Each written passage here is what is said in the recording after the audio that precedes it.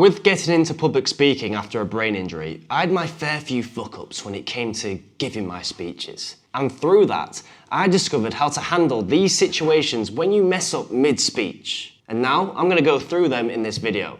Number 1, what to do when you mess up your lines. Number 2, what to do when you mess up a word or your words. Number 3, what to do when you catch yourself rambling. And number 4, how to make sure that never happens again in your next speech. But before I go into that, I'm just going to show you this video right here. We had to beat each other at anything.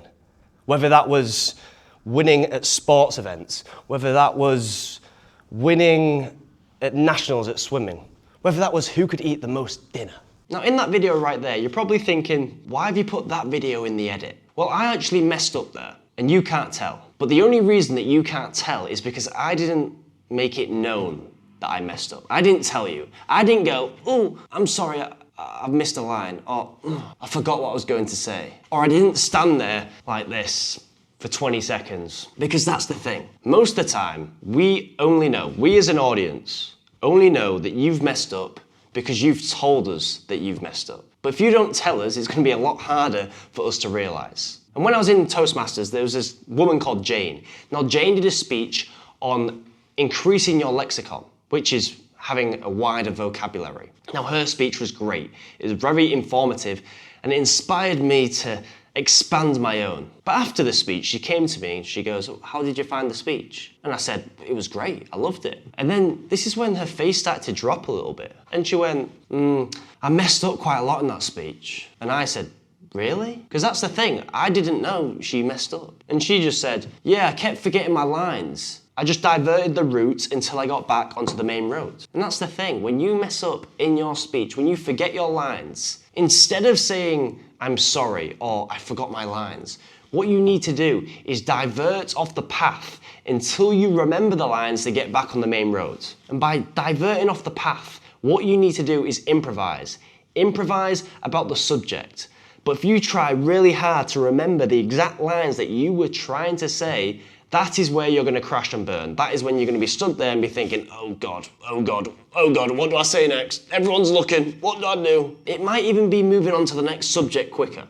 That is totally fine. But everyone in the audience will only realise that you've messed up if you make a big deal about it. And now let's move on to number 2. But before I get into number 2, if you want to know how to create a great speech and get this poster for completely free, the link is below. You will get the structure, the blueprint on how to create one, and you will also get 11 emails to help supplement your creation process. Number 2, what do you do if you mess up a word? Same as number 1.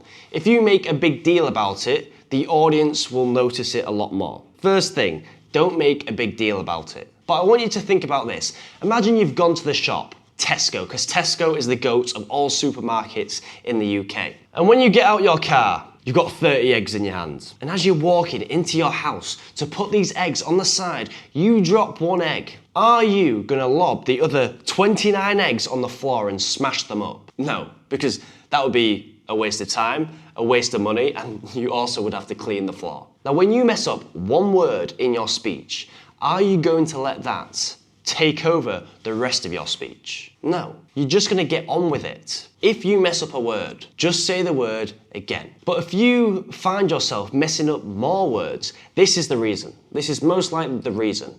And it's down to your articulators. It's the way you're forming the phonetic sounds with your tongue, your mouth, your lips, and your teeth. And the reason that they're not making the sounds correctly is because you're going too fast. When I first started public speaking, I would speak a lot faster. And because of that, I would trip over my tongue quite a lot. And I would mess up my words. If you find yourself messing up words on stages whilst you're doing public speaking, pause, take your time, think about it. Think about what you need to say. Instead of speaking a lot quicker, because as you speak quicker, you're more likely to mispronounce the words. But if you take your time, you're calm, you're controlling your breathing, you are much less likely to mispronounce a word. This one is a prevention. It prevents you from messing up a word. But if you do, just pause and say the word again. Number 3 is rambling. Now, rambling can force your audience to get lost. They will be daydreaming. Johnny over there, Johnny's thinking about what he should post on Instagram. That's the problem when you ramble. People start daydreaming. They start thinking of different things. And if they're doing that, they're not listening to you. Now, there's one line that you could include if you catch yourself rambling, because everyone, including me, sometimes ramble. I love to have a little ramble. But before I get into that one line that will save you, remember, poster, link below, blueprint of a great presentation. But that one line is the point that matters, or the point that really matters, and then state your point. Let's say I'm doing a talk on creatine. I'm talking about the benefits. I'm talking about when you should take it. I'm talking about where you can get it from. But I'm rambling too much. I'm not really getting straight to the point. Now, if I'm doing that,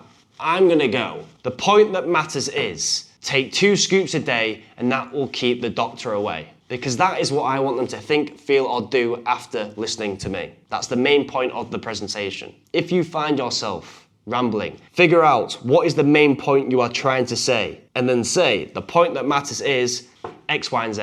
Make sure you say it in the simplest form, because then they will have a clear direction of what you meant. And that is if you catch yourself rambling mid-speech or mid-meeting. This will finalize and pinpoint the exact thing you want them to think, feel, or do after listening to you. They're the most common fuck-ups that happen. All right, how do we make sure this never happens again? Well, it's all about reflecting. You need to reflect where you messed up, because once you know where you messed up, you can pinpoint that.